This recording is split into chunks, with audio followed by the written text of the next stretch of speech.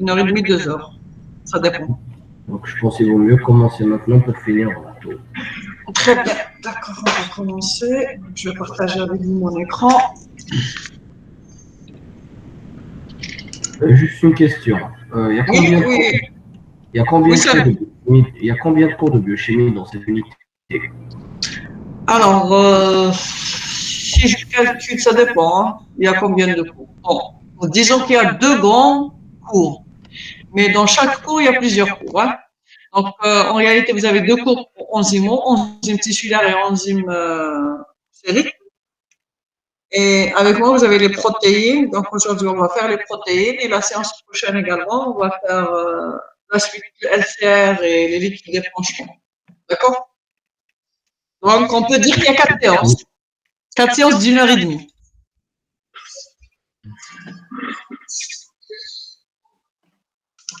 D'accord, merci beaucoup, docteur. J'en prie.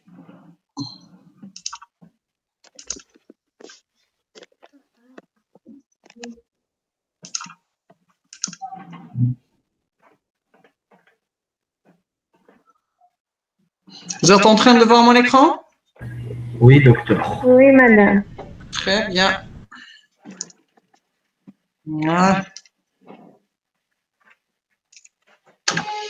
Donc, aujourd'hui, on va voir les protéines plasmatiques. Et bien sûr, on va voir également les pathologies qui sont liées à une perturbation, qu'elle soit qualitative ou quantitative, de ces protéines plasmatiques. D'accord? Qui parmi vous peut me dire c'est quoi une protéine?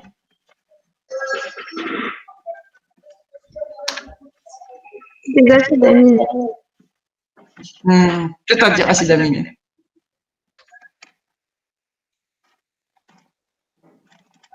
C'est un assemblage d'acides aminés. D'accord. C'est un assemblage d'acides aminés. Ces acides aminés, quand ils s'assemblent entre eux, grâce à quoi? Comment ils sont assemblés?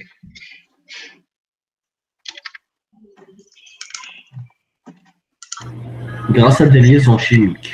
Comment on les appelle? Dans le cadre d'une protéine? Je ne vous ai pas entendu ça, mais J'ai dit des lésions chimiques. oui, mais elles ont un nom particulier. Pardon. Les liaisons chimiques entre 2 acides aminés pour former la protéine. On les appelle comment? Vous avez oublié votre première année. Ça remonte à loin. Très bien, c'est des liaisons peptidiques. Voilà, donc c'est un assemblage de plusieurs acides aminés par des liaisons peptidiques. Et quand vous avez un assemblage, ça vous donne quoi? Est-ce que ça va rester comme ça? Est-ce que c'est, on prend un acide aminé, on lui rajoute un autre acide aminé, on les assemble les uns aux autres et c'est bon? Est-ce que c'est ça la structure définitive ou finale d'une protéine? Non, elle a ensuite une autre structure, plusieurs secondaires, tertiaires et tout. Très bien. Donc cet assemblage, c'est une structure primaire qui est assez longue, hein, qui va s'enrouler sur elle-même pour vous donner une structure secondaire qui peut être quoi? Est-ce que vous vous souvenez? Feuillet alpha ou bêta? Alors Samy, quand on dit feuillet, c'est bêta. D'accord? Feuillet bêta plissé bêta. Alpha, c'est une hélice. Oui, je me rappelle juste des 2 lettres.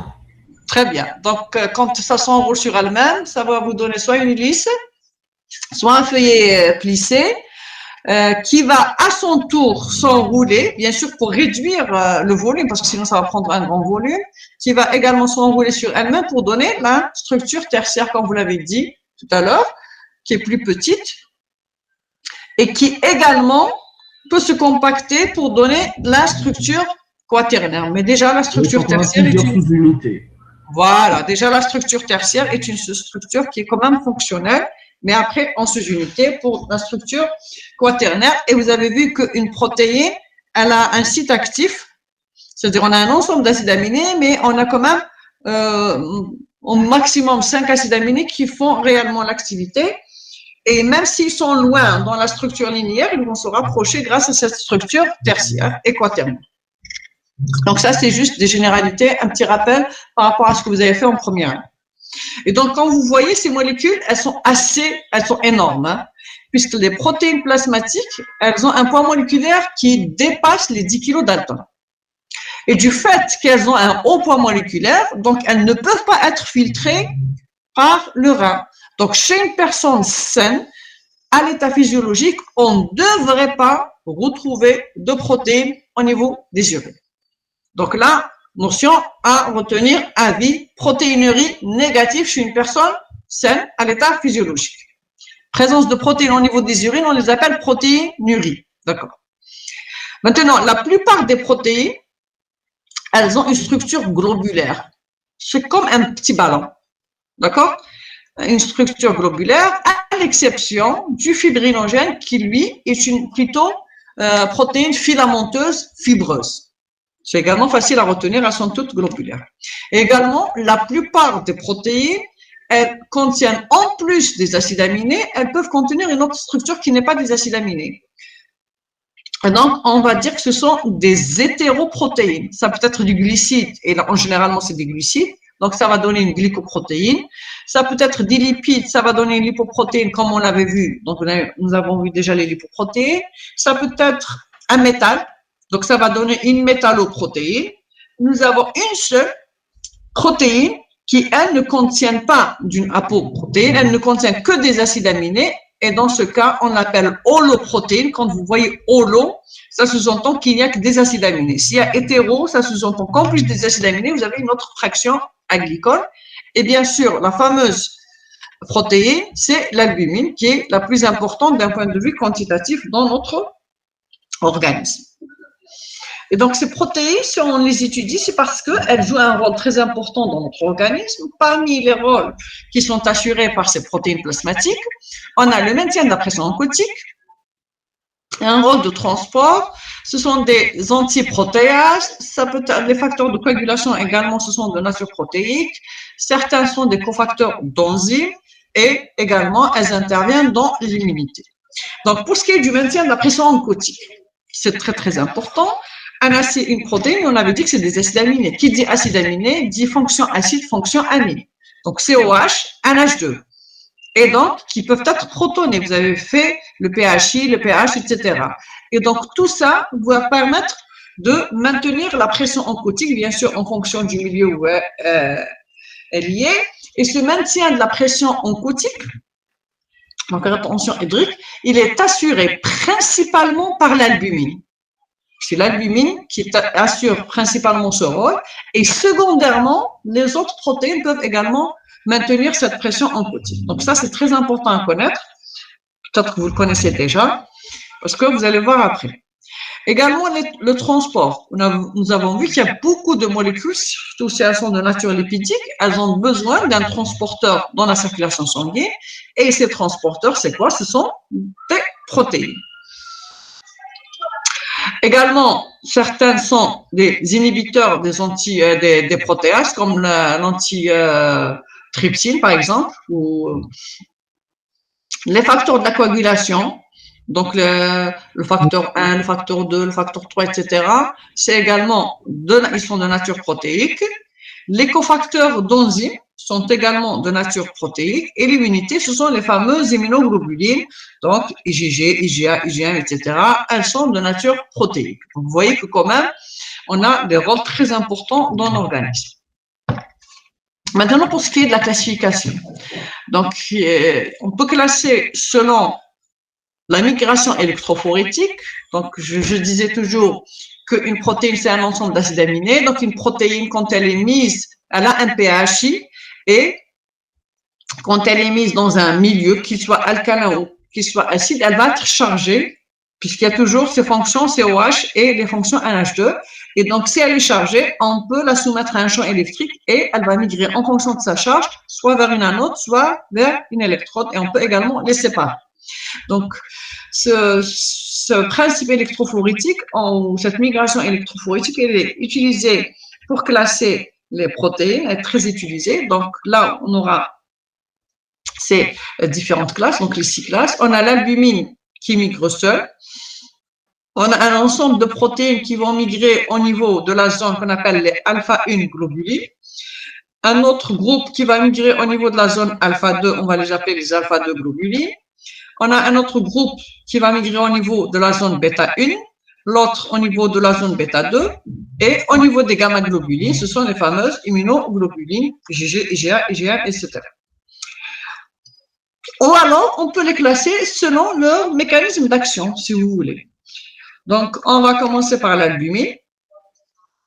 L'albumine, comme je vous l'ai dit tout à l'heure, c'est la principale protéine plasmatique d'un point de vue quantitatif, puisqu'elle représente 60% de toutes les protéines plasmatiques. D'accord? La synthèse, comme vous allez voir, pratiquement toutes les protéines sont synthétisées au niveau hépatique, à l'exception des immunoglobulines. Donc, synthèse hépatique. On avait dit que c'était la seule qui était constituée uniquement d'acides aminés. Donc, elle est constituée de 564 acides aminés, avec un poids moléculaire de 69 kilodaltons et un pHI qui est relativement acide, qui est à 4,9. Bon, là, c'est des détails, je ne vais pas vous demander de retenir ça. Par contre, ça, c'est la principale protéine d'un point de vue quantitatif, elle représente 60%. Ça, il faudra le retenir. Synthèse hépatique également. Ce qui m'intéresse, moi, également, c'est surtout ça. C'est sa demi-vie. Donc, vous voyez que la demi-vie de l'albumine, elle est de 2 à 3 semaines. Là, c'est très important de connaître les demi-vies pour comprendre la fréquence de contrôle. Quand vous avez un patient, il a une albumine qui est basse, est-ce que je vais tout le temps redemander les dosages? Donc, il faut respecter également cette demi-vie. Pour ce qui est des valeurs IgL, c'est entre 35 et 45 grammes par litre d'une façon générale, mais ça peut différencier d'un laboratoire à un autre. En tout cas, on tolère le maximum, quel que soit le laboratoire, le maximum c'est 50, le minimum 32, 30. À partir de 30, c'est une hypo. Hein. On ne peut pas tolérer moins de 30. Mais d'une façon générale, on peut dire 35, 45. Parfois, vous pouvez trouver 32, 48, 50, mais pas plus de 50 et pas moins de 30. D'accord? Maintenant, pour ce qui est des globulines, donc soit en fonction de leur migration électrophorétique, on va avoir les alpha 1, les alpha 2, les bêta 1, les bêta 2 et les gamma, ou alors on peut les séparer selon leur fonction. On aura les globulines de transport, les globulines de la réaction inflammatoire, les globulines de la défense, les globulines de la coagulation et les fameux marqueurs tumoraux. Donc, moi, je ne vais pas traiter les marqueurs tumoraux parce que vous allez avoir un cours au cours de la 4e unité sur les marqueurs tumoraux. Donc, vous allez le traiter en long et en large. Donc, on va voir. Les globulines de la coagulation également, je ne vais pas les traiter parce que c'est pas des, c'est-à-dire le mécanisme n'est pas biochimie, c'est beaucoup plus de l'hémobiologie, c'est de la coagulation. Donc, nous, on va traiter beaucoup plus les globulines de transport, la réaction inflammatoire et la défense immunitaire. Et bien sûr, je vous ai dit, toutes les protéines sont synthétisées au niveau hépatique, à l'exception des globulines de la défense, les immunoglobulines, qui, eux, n'ont pas de synthèse hépatique. Et vous voyez qu'elles sont toutes des hétéroprotéines. Donc, elles vont être soit des glycoprotéines pour la plupart, elles peuvent être des métalloprotéines également. Donc, on commence par les globulines de transport. Donc là, on a 3. La transférine, l'aptoglobine et l'hémopexine. On commence par la transférine. Donc, comme son nom l'indique, il y a le mot fer. Donc, son rôle, c'est de transporter le fer. Et donc, la transférine, si je fais une électrophorèse des protéines, donc si je soumets mon échantillon à un champ électrique, la transférine va migrer au niveau des bêta-globulines. Donc, vous avez le terme de fer. Donc, c'est une métalloprotéine avec un poids moléculaire de 90 kilodaltons.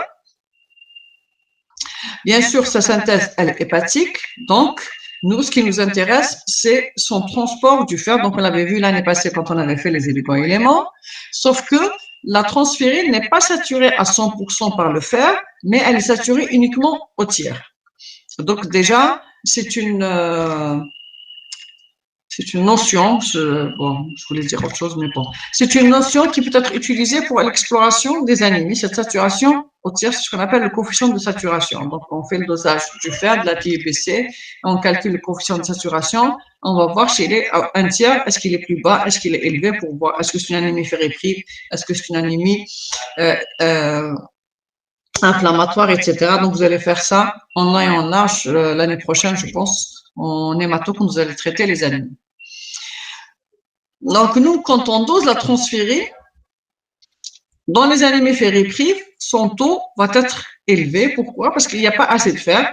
Donc, il faut attendre à ce qu'il y ait saturation au tiers. Donc, la demi-vie va augmenter et les taux de transférine vont augmenter. Par contre, elle diminue au cours de la néphrose ou du syndrome néphrotique, qui est une fuite rénale, également au cours de l'intoxication éthylique chronique. C'est vrai que pendant très très longtemps, on a utilisé la transférine pour l'exploration des anémies ferriprives. Actuellement, on tend à délaisser ce dosage. Pourquoi? Parce qu'on a la ferritine, parce que la transférine, ce n'est que la protéine de transfert. Et donc, il est plutôt intéressant de doser le stockage. D'accord? Donc, on préfère plutôt doser la ferritine, qui est la protéine qui va stocker le fer, pour voir est-ce qu'on a des réserves en fer ou pas, pour pouvoir explorer les anémies ferriprives. Mais quand on n'a pas le fer et on a la transférine, on peut toujours utiliser la transférine. La deuxième protéine de transport, c'est l'aptoglobine. Donc, l'aptoglobine, c'est une glycoprotéine. Si on soumet un champ électrique, elle va migrer au niveau des alpha-globulines. Et bien sûr, son rôle, c'est de se lier à l'hémoglobine, qui est libérée, bien sûr. Vous savez que la demi-vie d'un globule rouge est de 120 jours. Donc, au bout de 120 jours, le globule rouge est détruit. Donc, l'hémoglobine qui est libérée, elle va être prise en charge par l'aptoglobine. Et donc, ensuite, aller vers le système réticulo-endothélium pour l'épuration. Donc, nous, ce qui nous intéresse également ici, c'est la demi-vie de l'aptoglobine qui est de 3 jours. Si jamais on a une hémolyse, donc s'il y a hémolyse, il y a donc destruction excessive de globules rouges. Donc, on aura beaucoup d'hémoglobine qui va se libérer. Et donc, cette hémoglobine, elle va être prise en charge par l'aptoglobine. Et donc, la demi-vie de l'aptoglobine, elle va passer de 3 jours à 3 heures. Donc, il est intéressant de doser l'aptoglobine quand je veux explorer une hémolyse. Et là, on va trouver un taux qui est effondré et donc qui avoisine 0. Donc, elle est très, très intéressante et c'est ce qu'on utilise en routine pour l'exploration de l'hémolyse intravasculaire. C'est là où elle trouve réellement son intérêt dans les explorations. Sachez que l'aptoglobine fait partie de la réaction des protéines de la réaction inflammatoire, donc elle va augmenter s'il y a un processus inflammatoire ou infectieux, mais ce n'est pas pour autant qu'on va demander le dosage de l'aptoglobine quand on suspecte une inflammation ou un syndrome infectieux. Également, cette aptoglobine, elle va diminuer au cours d'un défaut de synthèse, parce que comme on avait dit que les protéines sont synthétisées au niveau hépatique, donc s'il y a une insuffisance hépatique, s'il y a un problème hépatique, ça va se retentir sur toutes les protéines qui sont synthétisées, ou alors quand il y a une fuite urinaire, donc au cours du syndrome néphrotique. Mais je vous ai dit, c'est-à-dire, l'indication principale de dosage de l'aptoglobine, c'est l'hémolyse intravasculaire. Quand on suspecte une hémolyse intravasculaire, là, il est intéressant de doser l'aptoglobine. Sinon, pour les autres, on sait qu'elle augmente dans les états inflammatoires, qu'elle diminue dans les insuffisances hépatiques, mais ce n'est pas pour autant qu'on va demander un taux d'aptoglobine. L'hémopexine, elle ressemble un petit peu à l'aptoglobine. Donc, c'est une glycoprotéine qui migre au niveau de la zone de bêta avec un poids moléculaire de 80 kg Dalton. Mais là, l'hémopexine, elle prend uniquement l'hème. Elle ne prend pas l'hémoglobine d'une façon générale. L'aptoglobine, elle prend toute l'hémoglobine. L'hémopexine, elle ne prend que l'hème. Mais c'est toujours le même principe. Donc, elle est intéressante dans l'exploration toujours de l'hémolyse intravasculaire. Mais ce n'est pas un dosage qui est routinier comme l'aptoglobine. L'aptoglobine, tous les laboratoires pratiquement font le dosage de l'aptoglobine. Ce n'est pas le cas pour l'hémopexine. Et l'hémopexine, on la préconise en deuxième intention. Je vais revenir un petit peu en arrière. Regardez par exemple ici. Je vous ai dit que l'aptoglobine, elle diminue au cours de l'hémolyse intravasculaire, mais également elle augmente en cas de processus inflammatoire et infectieux. Imaginez que votre patient, il a les deux. Il fait une hémolyse intravasculaire, en même temps, il fait un syndrome inflammatoire ou un syndrome infectieux. Donc, d'une part, on aura diminution, d'autre part, on aura une augmentation. Donc, on peut trouver chez ce patient un taux normal d'aptoglobine. Donc, on peut passer à côté d'une hémolyse alors qu'on a des signes cliniques d'une hémolyse. Là, on peut faire appel en deuxième intention à l'hémopexine et dans ce cas, on va trouver un taux qui est effondré Donc, mais rarement on fait appel à l'hémopexine parce que quand il y a un syndrome inflammatoire, etc., on le sait. Donc, on peut savoir que c'est une, si vous voulez, entre parenthèses, fausse élévation. Donc là, c'était pour les protéines de transport. Donc, on avait vu la transférine, l'aptoglobine et l'hémopexine. On passe au deuxième groupe. Ce sont les protéines de la réaction inflammatoire. Donc là, on a toute une panoplie. Donc, on a l'alpha-1 antitrypsine, l'oroso-mucoïde, la cérélioplasmine, l'alpha-2 macroglobuline, la CRP et le fibrinogène. Donc, on commence par l'alpha-1 antitrypsine.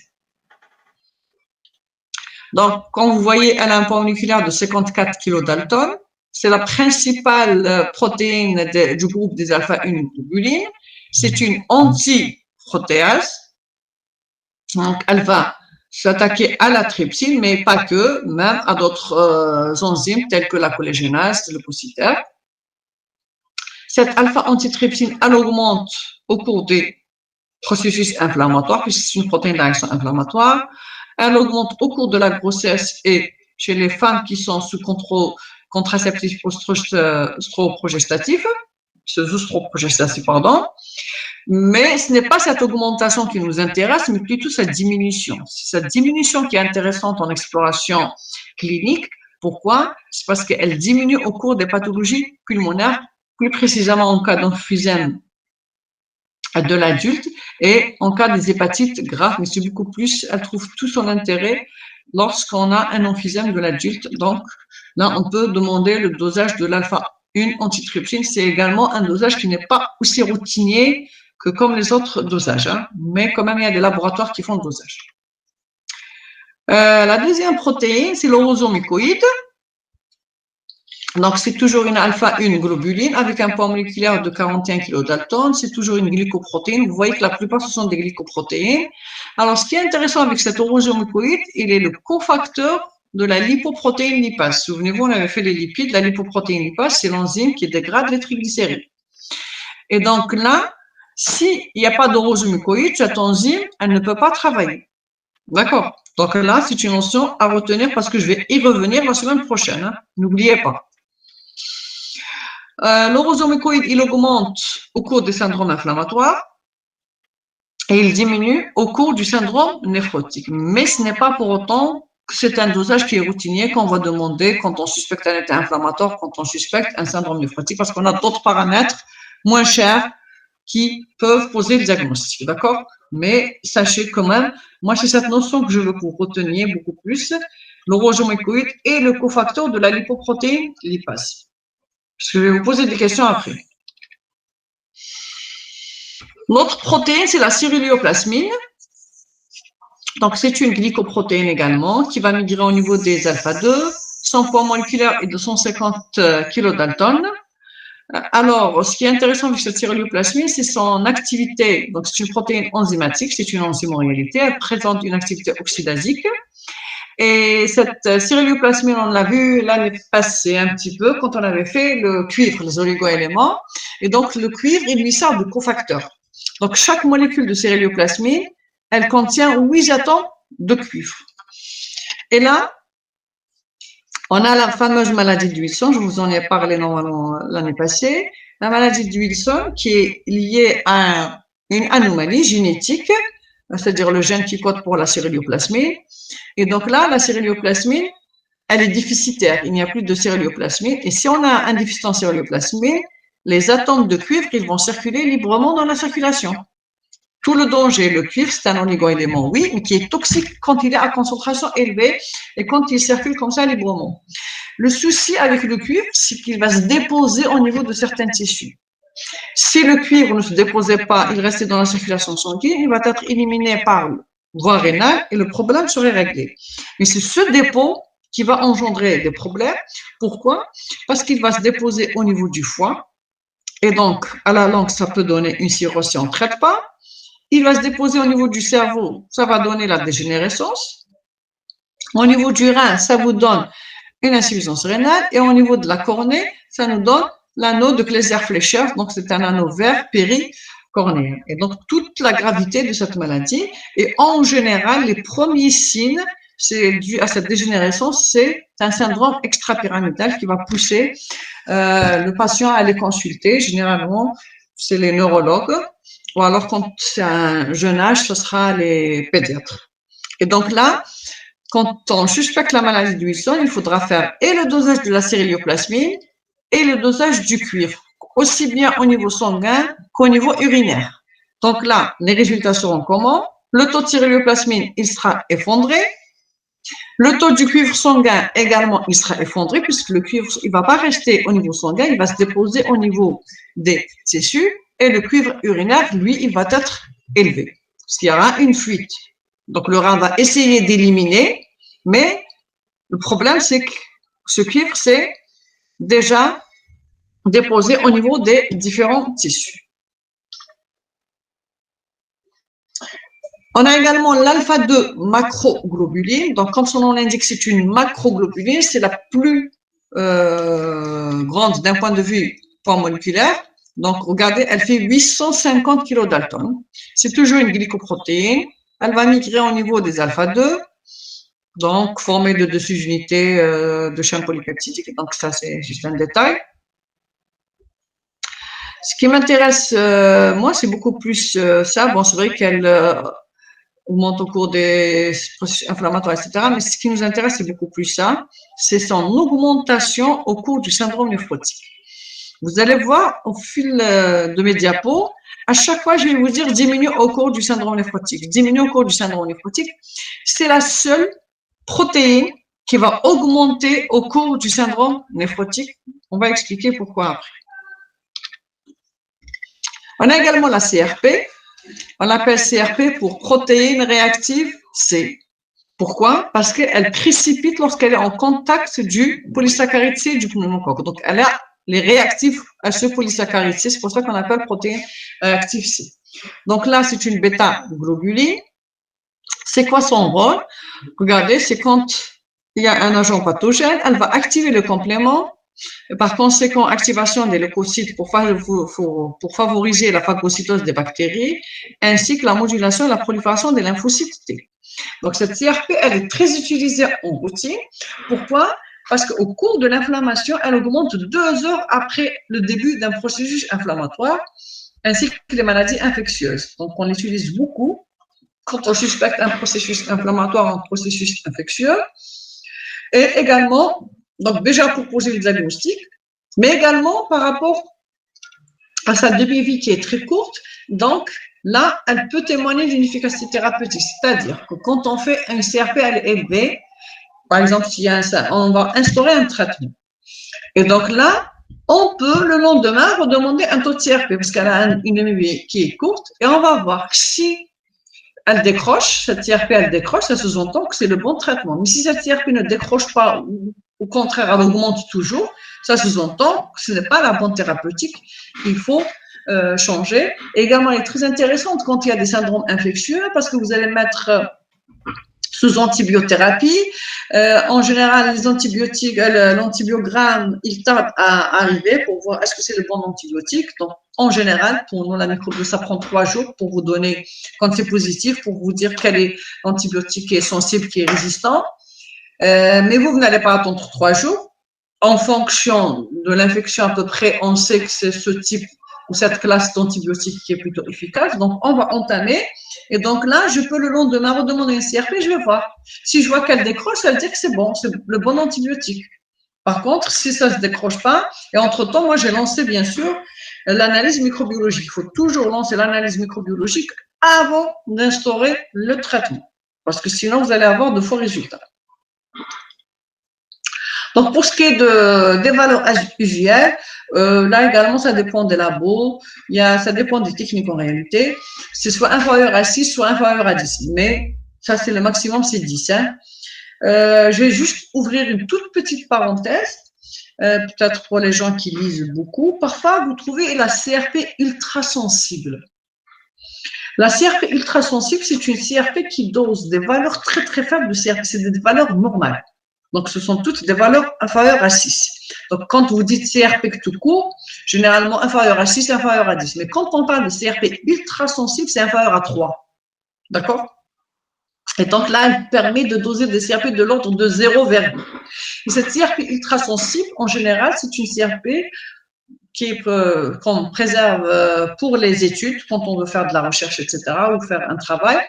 Et elle est intéressante pour prévenir une athérosclérose, par exemple, un état inflammatoire au niveau des vaisseaux. D'accord? Parce qu'on vous dit que quand la CRP ultrasensible, quand elle dépasse les 3, quand elle est entre 3 et 6, c'est-à-dire on est dans les normes encore. C'est-à-dire si je fais une CRP, je vais la trouver inférieure à 6.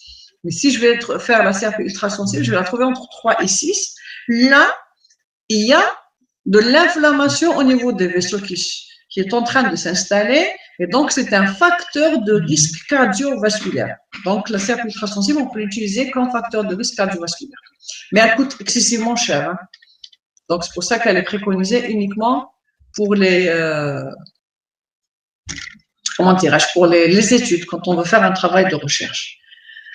Ensuite, on passe aux protéines de défense. Donc, les protéines de défense, c'est quoi? Ce sont les fameuses immunoglobulines.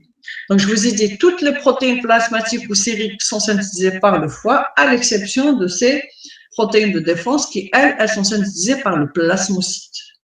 Donc, c'est pas au niveau de la moelle. Attention. Je ne sais pas pourquoi c'est parti. Vous avez fait l'immuno, donc normalement, vous connaissez tout ça. Hein. Vous connaissez la structure d'une immunoglobuline. Vrai ou pas?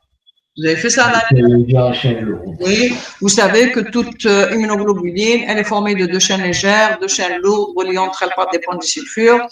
Et on a 5 classes d'immunoglobulines. Quelle est la chaîne qui définit la classe d'immunoglobuline?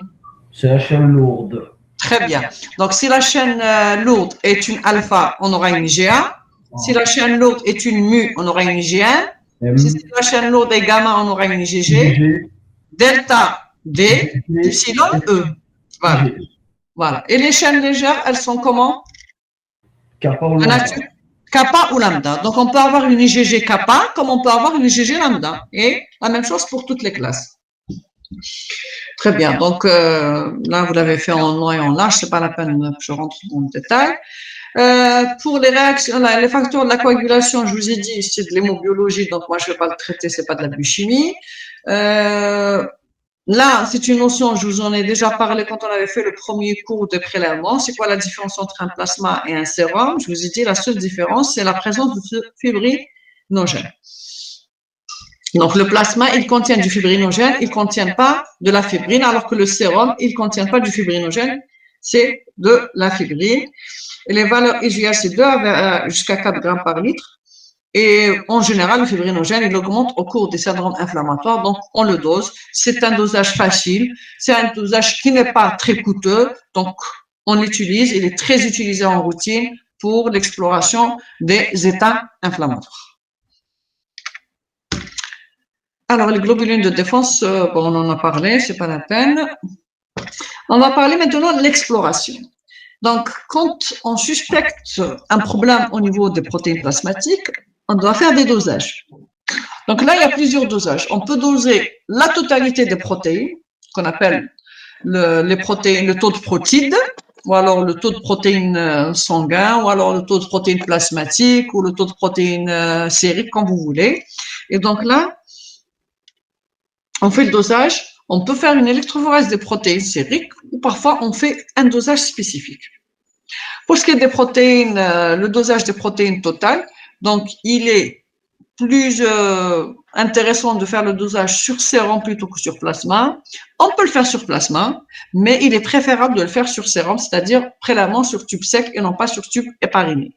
Mais c'est pas grave, même si on a un tube épariné, on peut travailler sur plasma. Et je vous ai dit, la seule différence, vous allez avoir les 2 à 4 grammes de fibrinogène. Ce n'est pas très grave, pourquoi? Parce que vous avez les valeurs usuelles, elles vont de 60 à 80. Donc, on a quand même 20 grammes. Donc, les 2 grammes de fibrinogène sont négligeables par rapport à ce taux. C'est pour ça qu'il est permis de faire le dosage sur un tube épariné, donc sur plasma. Donc, nous, quand on dose les protéines sériques, là, c'est pour rechercher soit une hypoprotéinémie, soit une hyperprotéinémie. Donc, si c'est inférieur à 60, c'est une hypo. Si c'est supérieur à 80, c'est une hyper.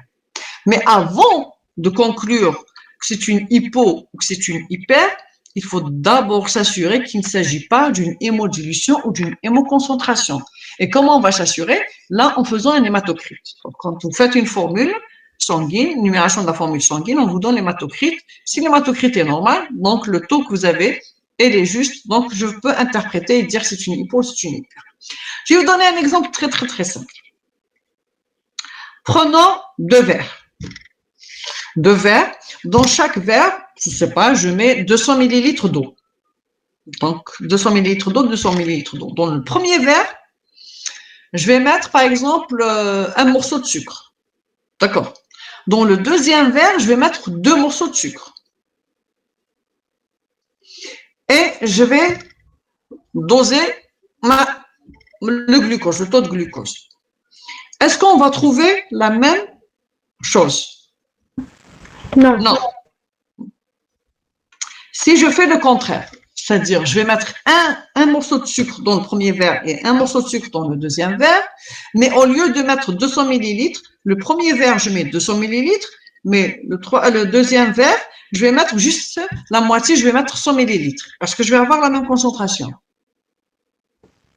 Peut-être. On a toujours mis un morceau de sucre, hein? Un morceau. Mais dans l'un, on a rempli jusqu'à 200 millilitres. L'autre, on a mis la moitié, on a mis juste 100 millilitres. Non. On n'aura pas la même concentration. C'est pour ça qu'avant de conclure que c'est une hypo ou hyper, il faut savoir est-ce que c'est pas une hémoconcentration ou une hémodilution. Est-ce que ce n'est pas le volume qui est diminué ou augmenté pour une raison ou pour une autre. S'il est diminué, vous allez avoir une hémoconcentration.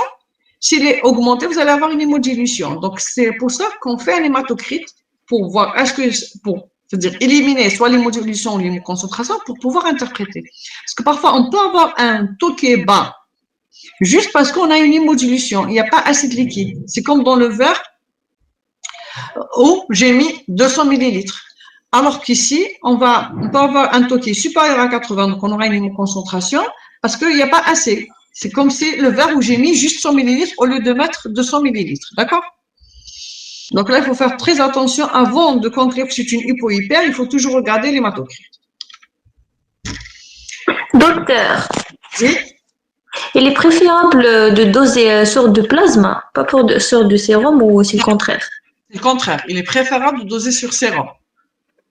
D'accord. Et je vous ai expliqué le premier cours, quand on a fait le premier cours, en général, maintenant avec l'automatisation, les différents automates, on a tendance à utiliser des plasmas que des sérums. Pourquoi? Parce que quand on utilise un plasma, on va avoir une quantité de plasma assez importante par rapport, c'est-à-dire si je prends la même quantité de sang, c'est-à-dire je prends un tube sec ou un tube épariné de 5 millilitres, je les remplis les deux à 5 millilitres, quand je passe à la centrifugation, le tube épariné va me donner plus de plasma que le tube sec qui va par rapport au sérum, d'accord? Donc, la quantité, elle est plus importante, donc je pourrais faire plus de dosage sur le même tube. Et également, là, je vais pas avoir de fibrine. Donc là, je vais directement, et là, il va pas coaguler. C'est un tube épariné, par exemple, hein, il va pas coaguler. Donc, dès qu'il arrive au laboratoire, je peux passer à la centrifugation et je le lance dans l'automate. Par contre, si c'est un tube sec, donc, il doit coaguler, donc je dois attendre pour qu'il coagule. Ensuite, je dois centrifuger et je dois faire très attention parce que quand je centrifuge, je risque, quand il faut d'abord décoller le culot, je risque de créer une hémolyse. Et donc, c'est pour ça que d'un point de vue purement pratique, on préfère le plasma. Mais sinon, dans les recommandations, il est préférable de doser sur sérum. Mais je vous ai dit, la seule différence pour les protéines, hein, c'est le fibrinogène qui est de l'ordre de 2 à 4 grammes. Après, vous allez donner 70, vous allez donner 72, vous allez donner 68. Est-ce que ça va changer quelque chose? 2 grammes par rapport aux protéines, ce n'est pas énorme. C'est pour ça que vous pouvez utiliser aussi bien le sérum que le plasma. D'accord? D'accord. J'en prie. Maintenant, l'électrophorèse des protéines. Alors, je vais juste corriger. Alors, il est plus judicieux de mettre EPS que EPP. On a tendance à écrire EPP, mais normalement, c'est EPS. Donc, l'électrophorèse des protéines sériques. Là, par contre, si je veux faire une électrophorèse, il est impératif que ce soit du sérum et non pas du plasma. D'accord? C'est-à-dire, si je dose le taux de protéines totaux, toutes les protéines plasmatiques, peu importe, j'utilise du sérum ou du plasma, ça ne pose pas de problème. Mais si je passe à l'électrophorèse, là, on recommande le sérum et non pas le plasma. Pourquoi? Parce que l'électrophorèse, elle va séparer les protéines, les différentes protéines en classes. Et donc, le fibrinogène est mis au niveau des bêta. Et si vous faites une électrophorèse sur plasma plutôt que sur sérum, là, au niveau des bêta, ça va vous donner un petit pic qui peut vous induire en erreur, dire que c'est une pathologie alors que c'est juste du fibrinogène. Donc, pour éviter toute confusion, on utilise d'emblée du sérum, d'accord? Ou alors, si pour une raison ou pour une autre, malade, difficile à prélever, ou on n'a pas, etc., et on doit utiliser du plasma, il faut interpréter avec précaution, donc il faut prendre en considération, il faudra que ce soit une personne vraiment qualifiée pour interpréter le profil électrophorétique. Donc là, également, normalement, alors là, j'ai mis 5, mais actuellement, c'est 6 classes. Ça, c'est les anciens supports, les anciennes électrophorèses. On a les différentes classes, albumine, alpha 1, alpha 2, bêta et gamma, mais actuellement, les nouvelles techniques qui sont très performantes, même les bêta, on arrive à les séparer en bêta 1 et bêta 2. Et après, également, je vous ai dit, on peut doser la protéine spécifique, comme on l'avait vu tout à l'heure. Par exemple, si je suspecte une hémolyse intravasculaire, je ne vais pas faire un taux de protéines sanguine. Je ne vais pas faire une électrolyse de protéines sériques, ça ne va. Je vais trouver tout est normal. Si je suspecte une hémolyse, je vais directement aller doser la ptoglobine, qui va être effondrée. D'accord? Si je veux explorer une anémie, je ne vais pas faire un taux de protéines ou une électrophorèse. Et ça va être tout à fait normal. Je vais directement aller vers la transférine ou encore mieux vers la ferritine. D'accord? Donc là, ça dépend des pathologies. Si par exemple, je reviens toujours à ce que les exemples que j'ai donnés tout à l'heure, si je suspecte la maladie de Wilson, je vais directement doser la cérélioplasmine avec cuivre sanguin et urinaire. Si je suspecte une inflammation, là, je peux doser fibrinogène et CRP. Si je suspecte une infection, je vais vers la CRP directement. D'accord? Et même si je ne l'ai pas mis ici, par exemple, pour l'infection, maintenant, il y a une autre protéine qui est encore meilleure que la CRP, qui est la procalcitonine. Elle est un peu plus chère, mais la procalcitonine, elle s'élève avant la CRP. Elle est encore plus précoce. Et ce qu'il y a, la CRP, quand elle s'élève, elle ne permet pas de différencier est-ce que l'infection est d'origine bactérienne ou virale. Or, la procalcitonine, si. Donc, mais on ne la fait pas d'emblée, on la laisse pour des cas où on n'arrive pas à vraiment gérer, généralement en pédiatrie et en réanimation. Donc, quand on hésite, est-ce que c'est une infection bactérienne, est-ce que virale, c'est-à-dire est-ce que je dois mettre antibiothérapie ou pas?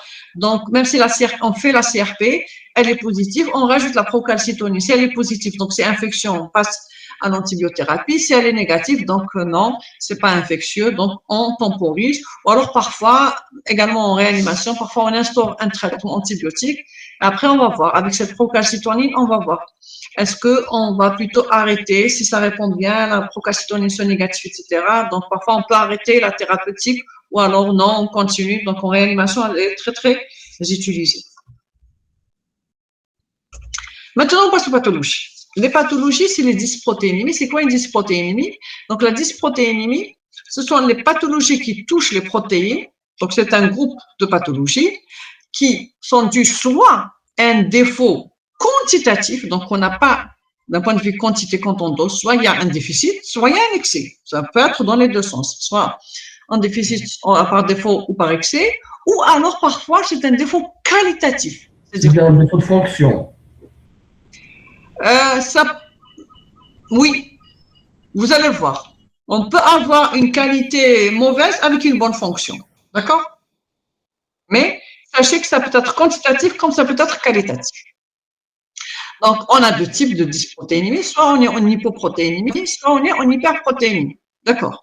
Mais sachez également que comment dire hypoprotéinémie ou hyperprotéinémie, c'est doser les protéines sériques totales. On fait le taux de protéines totaux qui doit être entre 60 et 80. Donc, si inférieur à 60, on va dire que c'est une hypo, après avoir éliminé une hémodilution. Soit c'est supérieur à 80, on va dire que c'est une hyperprotéinémie après avoir éliminé une hémoconcentration.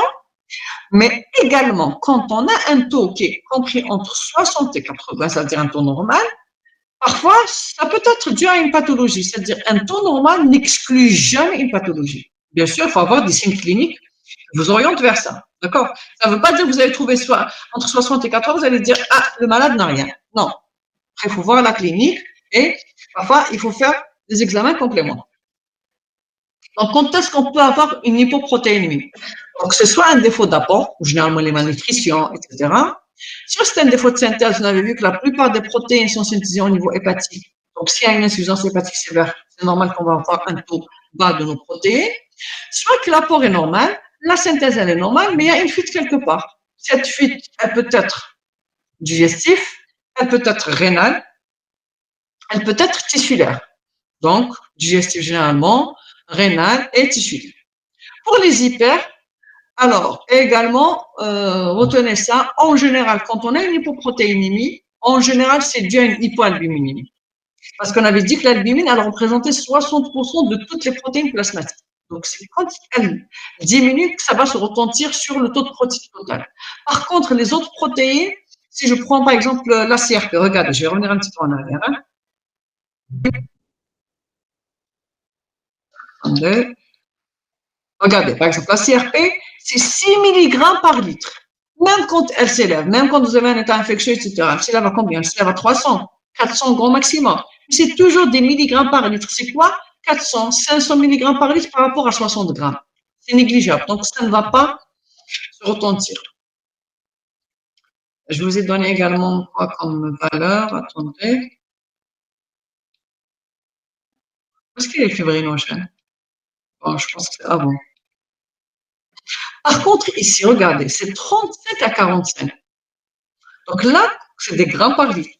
Quand il y a une diminution, on va le ressentir sur le taux de protéines. Donc, en général, quand vous faites un taux de protéines, quand il est inférieur à 60 grammes par litre, je dis bien sûr, après avoir éliminé une hypoconcentration, généralement, c'est dû à une hypoalbuminémie. Et quand on fait un dosage de protéines et qu'on trouve qu'il est supérieur à 80 après avoir éliminé une hémoconcentration, en généralement, c'est dû à une augmentation des immunoglobulines. Donc là, également, notion, retenez-la pour votre vie professionnelle plus tard. Donc, hypoprotéinémie, hypoalbuminémie, hyperprotéinémie, hypergammaglobulinémie, je dis en général. D'accord? Ce ne sont pas des sciences exactes. On peut avoir une hyperprotéinémie alors qu'on n'a pas un problème d'immunoglobuline. Hein?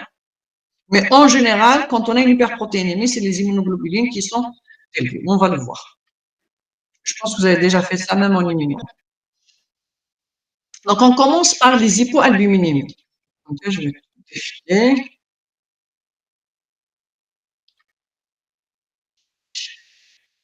Alors, quand est-ce qu'on peut trouver une hypoalbuminémie? Donc, comme pour les hypoprotéinémies, donc c'est soit un défaut de synthèse, soit c'est un défaut d'apport, soit c'est une fuite. Donc, le défaut d'apport, c'est les malnutritions, ou alors c'est des maldigestions ou malabsorptions. Comme les protéines sont apportées par voie alimentaire, donc si on n'apporte pas assez, ça va donner une hypoalbuminémie. Parfois, c'est au niveau de la digestion. Quand il y a une maldigestion, les protéines également ne seront pas digérées, donc pas d'absorption. Parfois, la malabsorption, comme la maladie de Crohn, par exemple, la maladie cœliaque, etc., on peut avoir une hypoalbuminémie. Ou alors, une atteinte hépatocellulaire, puisque l'albumine est synthétisée au niveau du foie. Donc, si en cas de cirrhose, par exemple, ça va se retentir par une hypoalbuminémie. Les syndromes inflammatoires à l'état chronique, pas à l'état aigu, donc au stade chronique, ou alors il y a une fuite. Et la principale, c'est le syndrome néphrotique. Quand on a une fuite rénale, ou alors une fuite tissulaire pour les grands brûlés. Parfois, à côté de cette hypo, donc cette, comment dirais-je, cette perturbation quantitative, on peut avoir des perturbations qualitatives pour l'albumine. Et donc là, vous avez la bisalbuminémie congénitale. Donc là, c'est quantitatif. Là, c'est au niveau de la structure. C'est pour ça que tout à l'heure, Samy, je vous ai dit, ça dépend pour la structure. Donc là, je commence par ça. Donc, la bisalbuminémie congénitale, donc c'est une albumine qui est un petit peu différente de l'albumine normale, mais si on dose, on trouve un taux qui est tout à fait normal et qui est une albumine qui est normale, qui fonctionne le plus normalement possible. Donc, sur le plan fonctionnel, elle fonctionne. C'est sur le plan structure qu'elle est un petit peu différente. Donc là, c'est quand on va faire une électrophorèse des protéines qu'on va retrouver une anomalie qu'on appelle la bisalbuminémie congénitale. Après, je vais vous montrer des diagrammes. D'accord? On peut avoir également une autre variation d'origine génétique, mais là, c'est toujours quantitatif, c'est l'analbuminémie congénitale. Elle est rare, mais c'est une pathologie qui est quand même compatible avec la vie. Et là, on n'arrive pas à synthétiser de l'albumine. Et donc, en général, ça ne dépasse pas les 6%. Vous avez vu que l'albumine, normalement, c'est 60%. Là, au grand maximum, on va avoir 6% d'albumine par rapport aux protéines totales. Et donc, qu'est-ce qu'il va faire l'organisme? On avait dit que la pression oncotique était assurée principalement par l'albumine. Et là, il n'y a pas d'albumine. Donc là, ce sont les gamma-globulines qui, à l'état physiologique, assuraient ou maintenaient cette pression oncotique de façon secondaire. Elles vont reprendre le relais et donc l'organisme va augmenter la synthèse des autres globulines pour essayer de maintenir cette pression oncotique. Et sur le plan clinique, on va avoir des œdèmes qui sont discrets. Et donc, généralement, c'est une pathologie qui passe inaperçue. Pourquoi? Parce que dès la naissance, c'est-à-dire le patient ou la patiente, elle ne va pas aller voir, consulter, parce que ce sont des œdèmes discrets. Donc, elle ne va même pas se rendre compte. C'est une fois qu'on a fait un bilan sanguin, pour une raison ou pour une autre, on va trouver une analbuminémie congénitale. Donc, quand je... Docteur, Voilà. qui va prendre le relais? C'est Les gamma, les alpha 1, les alpha 2, les bêta 1, les bêta 2, etc. Et les gamma. toutes les autres Toutes fractions. les autres protéines, oui, toutes les autres fractions, elles vont augmenter de concentration pour essayer de compenser ou de maintenir plutôt cette pression oncotique. Donc, je vous ai dit, c'est une pathologie qui est rare. Moi, durant toute ma vie professionnelle, je n'ai vu qu'un seul cas. D'accord? Donc, un seul cas. C'est une femme qui a vécu le plus normalement possible et on a découvert son analbuminémie congénitale par hasard au cours, je pense, de sa troisième grossesse. Troisième grossesse, elle fait un bilan dans le cadre d'une grossesse et on trouve qu'elle fait une analbuminémie congénitale. Après, elle a été prise en charge parce que le traitement, c'est quoi? C'est de temps en temps, on leur injecte c'est-à-dire on leur fait des perfusions d'albumine. Parce que quand même, c'est des gens qui sont un petit peu asthéniques. Et donc, quand ils sont vraiment asthéniques, on leur donne de l'albumine, en 2 flacons, par exemple, d'albumine, et c'est tout. Alors, je reviens toujours à cette bisalbuminémie congénitale. Donc là, la bisalbuminémie, quand on indique bi, donc quand on va faire une électrophorèse des protéines, on va avoir un dédoublement du pic de l'albumine. Mais ce dédoublement du pic de l'albumine, on peut également le rencontrer chez une personne saine qui n'a pas de bisalbuminémie congénitale si elle prend des bêta-lactamines. C'est-à-dire n'importe qui parmi nous, si jamais on lui prescrit des bêta-lactamines, et quand il est sous traitement, on fait l'électrophorèse des protéines, on va retrouver ce dédoublement du pic de l'albumine. Souvenez-vous qu'on avait dit que l'albumine est un transporteur ubiquitaire. Ça, on a fait l'année passée. L'albumine, elle n'est pas spécifique. Elle transporte tout ce qu'elle trouve. Et parmi les molécules qu'elle transporte, elle transporte également les médicaments qui sont les bêta-lactamines. Et donc, c'est pour ça qu'il y a ce dédoublement. Donc, nous, quand on va séparer, ce sera une albumine qui va lier cette bêta-lactamine. Donc, elle aura une structure un petit peu différente et ça va donner ce dédoublement. Mais là, ce dédoublement va disparaître dès l'arrêt du traitement. Or, que si c'est réellement une bisalbuminémie congénitale, arrêt de traitement ou pas, le dédoublement va rester toute la vie. D'accord? Également, ça, c'est important de le savoir, on n'a pas de pathologie qui fait que l'albumine est augmentée. Ça n'existe pas une hyperalbuminémie. Si on a une hyperalbuminémie, ça sous-entend qu'on est en hémoconcentration. Il faut chercher la cause de l'hémoconcentration. D'accord? Il n'y a pas d'hyperalbuminémie. On a des hypos, mais pas d'hyperalbuminémie. Pas de pathologie qui est liée à une synthèse excessive de l'albumine. Donc ça également à retenir, j'aurais dû le mettre en gras, en rouge, en, je ne sais pas moi.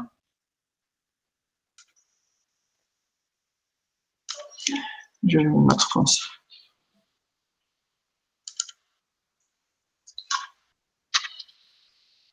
Docteur, quand Oui. on a une hémoconcentration, l'albumine va atteindre quelle valeur? Je ne sais pas, vous pouvez trouver 55 par exemple, vous pouvez trouver 56, 54. D'accord, Déjà merci. 50, parce que je vous ai dit, normalement, c'est 45. Après, il y a des labos qui vont jusqu'à 50, mais c'est rare également. Mais déjà, à 50, on peut dire que c'est une hémoconcentration. Mais 52, 53, 55, c'est une hémoconcentration. Donc là, c'était pour les hypos. La deuxième pathologie ou la deuxième dysprotéinémie, c'est l'inflammation. Donc, vous savez que le syndrome inflammatoire, on a deux phases. On a la phase aiguë et la phase chronique. Et donc, dans la phase aiguë, on a certaines classes qui vont augmenter, alors que dans la phase chronique, on a d'autres, en plus des premières, il y aura d'autres qui vont augmenter.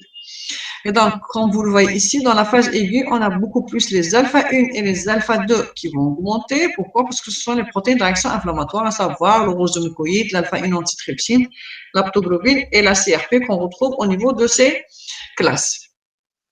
Sinon, les autres fractions, elles vont être normales. Mais si l'inflammation est chronique, en plus de l'augmentation de l'alpha-1 et de l'alpha-2, on va avoir une diminution de l'albumine, mais ce n'est pas une diminution assez importante quand même, avec une augmentation des gamma-globulines. D'accord? Donc, c'est comme ça qu'on peut également, en faisant l'électrophorèse de protéines, on peut distinguer entre une inflammation chronique et une inflammation aiguë. Mais si jamais on fait un taux de protéines total de toutes les protéines, il va être tout à fait normal. C'est pour ça que je vous ai dit, un taux normal n'exclut pas une pathologie. On a des pathologies où on a un taux de protéines qui est normal. Je fais une anémie ferriprive, je fais un taux de protéines, il va être normal. Je fais une maladie du sang, je fais un taux de protéines, il va être normal. Maintenant, le syndrome néphrotique. Le syndrome néphrotique, alors c'est une pathologie qui touche la perméabilité de la membrane glomérulaire. Ce n'est pas le néphron, ce n'est pas l'unité fonctionnelle du rein qui est atteinte, ce n'est pas une insuffisance rénale, mais c'est la membrane glomérulaire qui fait augmenter, c'est-à-dire sa perméabilité va augmenter. On avait dit au départ, les protéines, elles sont énormes, et donc là, elles ne passent pas à travers cette membrane glomérulaire. On ne doit pas les retrouver au niveau des urines. Mais si au cours du syndrome néphrotique, la membrane, elle devient plus perméable et donc on va avoir une fuite des protéines au niveau des urines. Donc, au niveau sérique, le taux de protéines va diminuer. C'est pour ça que tout à l'heure, vous avez vu que je mettais à chaque fois diminuer au cours du syndrome néphrotique, etc. Donc, toutes les protéines vont diminuer au cours du syndrome néphrotique, à l'exception de l'alpha-2 macroglobuline. L'alpha-2 macroglobuline, elle est tellement énorme que même si la perméabilité a augmenté, elle ne peut pas passer. Regardez son poids moléculaire. C'est celle qui a le poids moléculaire le plus élevé, 850 kilodaltons. Donc, c'est la seule qui va rester au niveau sérique. Et qu'est-ce qu'il va faire l'organisme? Parce qu'il a besoin de maintenir cette pression oncotique. Donc, il va augmenter la production de l'alpha-macroglobuline. Alors que toutes les autres vont fuir et vont se retrouver au niveau des urines. Donc, l'albumine, les alpha-1, les autres alpha-2, les bêta-1, bêta-2 et les gamma, on va les retrouver plutôt au niveau des urines. Alors que l'alpha-2 macroglobuline, on va la retrouver au niveau sérique. Et dans ce cas, pour le syndrome néphrotique, l'électrophorèse des protéines sériques est très intéressante. Pourquoi? Parce qu'on aura un profil caractéristique qu'on appelle le fameux chapeau mexicain. D'accord? Et là, également, au cours du syndrome néphrotique, si on fait un taux de protéines, il va être effondré parce que l'albumine, elle va être effondrée. Parce qu'on avait dit qu'il y a fuite de toutes les protéines au niveau sérique qui vont passer au niveau des urines, à l'exception de l'alpha-2. Et si l'albumine diminue, donc le taux de protéines diminue, il peut atteindre jusqu'à 30. Dans certains cas, il peut aller jusqu'à 30. Donc de 60, donc vous voyez que c'est de moitié. On peut trouver 50, 40, mais on peut aller jusqu'à 30. Donc, quand on a comme ça un taux de protéines qui est trop bas, généralement, on est sûr que c'est un syndrome néphrotique. Et bien sûr, pour dire qu'il s'agit d'un syndrome néphrotique, il faut bien sûr avoir un taux de protéines qui est bas. Il faut avoir un taux d'albumine qui est bas. On fait une électrophorèse de protéines sériques, on retrouve ce fameux chapeau mexicain. Et bien sûr, il faut avoir la présence d'une protéinurie. On avait dit que la protéinurie devrait être négative à l'état physiologique. Pour le syndrome néphrotique, elle doit être supérieure ou égale à 3 par 24 heures. C'est important, 3 grammes par 24 heures. Si on a moins de 3 grammes par 24 heures, ce n'est pas un syndrome néphrotique. Parce que le syndrome néphrotique, c'est toutes les protéines qui vont passer au niveau des urines. Donc, on aura un taux quand même assez important. Docteur, Non. c'est obligatoire de trouver un taux de protéines bas. Oui, syndrome néphrotique, c'est un taux de protéines bas. Il peut ne pas atteindre 30, mais il va être inférieur à 60. Au moins 50. Là, généralement, c'est de l'ordre de 40, entre 30 et 45 quand vous avez un syndrome néphrotique. Hein. C'est des taux trop bas. Sauf s'il a été, là, je pars avant, c'est-à-dire pour poser le diagnostic. Mais si on a supplémenté en albumine, etc., bien sûr que ça va fausser. Mais s'il n'y a pas eu de supplémentation, on fait un taux de protéines, il sera systématiquement bas. D'accord, merci. Très bien. Il y a certaines notions, je les laisserai pour la séance prochaine. On a la cirrhose également. Quand on a une cirrhose, c'est une atteinte hépatique. Donc, toutes les protéines qui sont synthétisées au niveau du foie, elles vont baisser. Donc, l'albumine baisse, alpha 1, alpha 2, bêta 1, bêta 2 et les gamma, bêta 1 et bêta 2 qui vont diminuer à l'exception des gamma-globulines parce que les gamma-globulines ne sont pas synthétisées par le foie. On avait dit que les gamma-globulines sont synthétisées par le plasmocyte. Donc, c'est les seuls qui vont augmenter et toujours la même question, c'est-à-dire la même chose. L'organisme va augmenter ces gamma-globulines pour essayer de maintenir sa pression oncotique, puisqu'on avait dit que c'était secondaire. Et en général, au cours de la cirrhose, c'est les IgA qui augmentent le plus. Et les IgA, elles migrent entre les bêta et les gamma-globulines. Elles migrent à la frontière bêta-gamma. Et donc, ce qui va nous donner un bloc bêta-gamma caractéristique de la cirrhose. Donc là, vous avez vu, quand j'ai parlé d'un syndrome néphrotique, je vous ai dit, quand je fais une électrophorèse de protéines sériques, je vais avoir un chapeau mexicain. Donc, il est intéressant de demander une électrophorèse de protéines sériques quand je suspecte un syndrome néphrotique. Quand on a une inflammation, on avait dit qu'il y avait alpha 1 et alpha 2, si c'est l'inflammation est aiguë. Et puis, on a également diminution de l'albumine et augmentation des gamma si c'est une inflammation chronique. Et donc là, comment je vais savoir? Il est intéressant de faire une électrophorèse de protéines sériques. La cirrhose également. On a tout est bas sauf les gamma. Et on va avoir également un profil caractéristique bêta-gamma. Donc là, également, il est intéressant de demander une électrophorèse de protéines sériques. En réalité, quand est-ce qu'on va demander une électrophorèse de protéines sériques?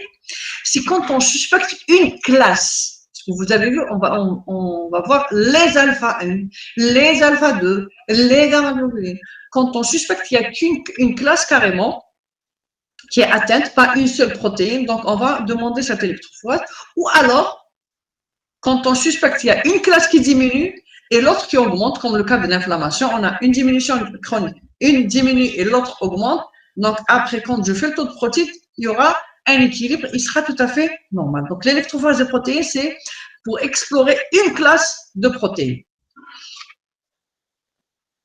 On passe maintenant aux gamma-globulines seules. Donc, on avait vu l'albumine, on avait vu les pathologies, syndrome néphrotique, cirrhose, inflammation. On a les gamma-globulinopathies. Vous avez fait probablement en immunologie.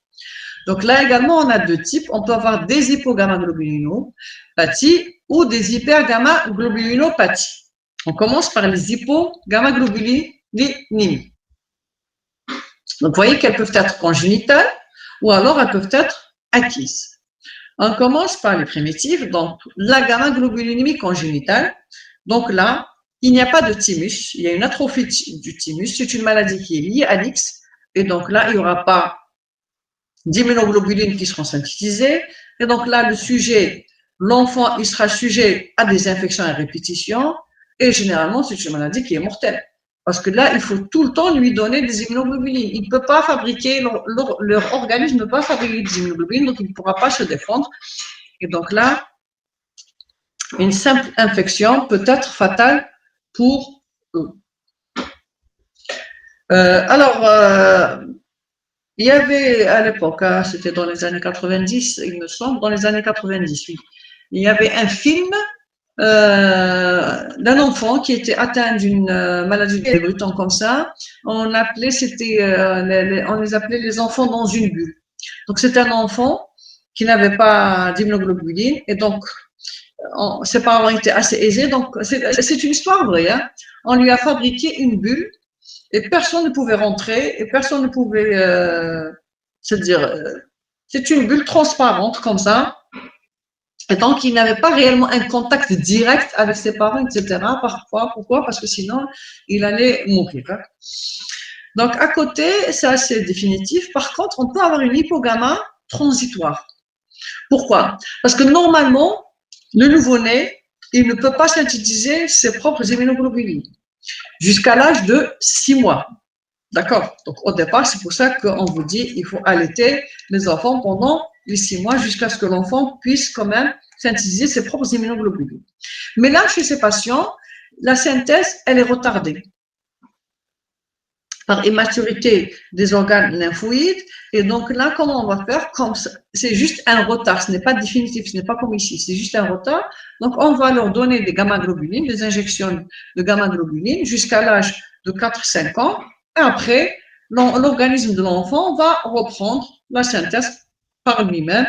Et là, donc, il n'y a pas vraiment de danger, sauf que quand même, les gamma-globulines, ça coûte cher. Hein. Ces injections, elles sont quand même assez chères. Donc là, c'était du congénital. Pour ce qui est de l'acquis, généralement, c'est le kwashiorkor. Je pense que vous avez fait tout ça en immuno. Donc, le kwashiorkor, donc c'est les maladies, les malnutritions. Ou alors, les patients qui sont traités par des immunosuppresseurs. Un immunosuppresseur, il va s'attaquer aux auto-anticorps, mais également, il va s'attaquer également aux immunoglobulines saines qui sont également des anticorps. Donc tout ça, soit corticoïdes, soit chimiothérapie et immunosuppresseurs. Les immunosuppresseurs, surtout pour les greffés. Donc il faut faire très attention. Ils peuvent faire une hypogamma-globulinémie. Et donc ce sont des sujets quand même à risque. On passe aux hypergamma. Donc les hypergamma, elles sont plutôt acquises, elles ne sont pas congénitales, mais on distingue deux classes ou sous-classes. Elles peuvent être polyclonales ou monoclonales. Est-ce que vous savez c'est quoi la différence entre monoclonale et polyclonale puisque vous avez fait ça en immuno? Pour les polyclonales, on a plusieurs clones qui vont attaquer des antigènes différents. Chaque clone pour un antigène. Pour le monoclonal, on a une classe pour un antigène. Donc, on n'a pas de variété. Voilà. On a un affaiblissement de... Donc, polyclonal, vous avez plusieurs clones plasmocytaires qui sont stimulés. Monoclonal, vous avez un seul clone plasmocytaire qui est stimulé. Donc, on commence par les polyclonales. Généralement, les polyclonales, c'est la réponse de l'organisme à une défense. Donc, c'est pour se défendre, il va produire des immunoglobulines.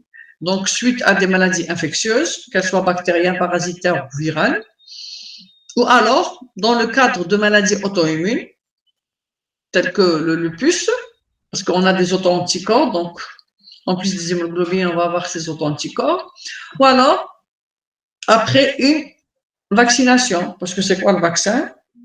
C'est l'agent pathogène atténué qu'on va injecter, donc le corps, d'ailleurs on fait une petite fièvre, etc., il y a une petite réponse, et donc si au moment juste après une vaccination, on fait une électrolyse des protéines sériques, on va trouver cet aspect polyclonal. Par contre, l'aspect monoclonal, il est plus dangereux, comme vient de l'expliquer votre camarade, donc c'est un seul clone plasmocytaire qui est stimulé, donc il va se multiplier d'une façon anarchique, il ne va pas répondre à la régulation classique. Et comment différencier entre un pic monoclonal et un pic polyclonal sur l'électrophorèse des protéines? C'est le pic. Donc, si le pic est aigu et étroit, c'est un pic monoclonal. S'il est plutôt large, ce sera un pic monoclonal. Et donc, parmi les hypergamma-globulinées monoclonales, on distingue la maladie de Kähler ou myélome multiple, la macroglobulinémie de Waldenström.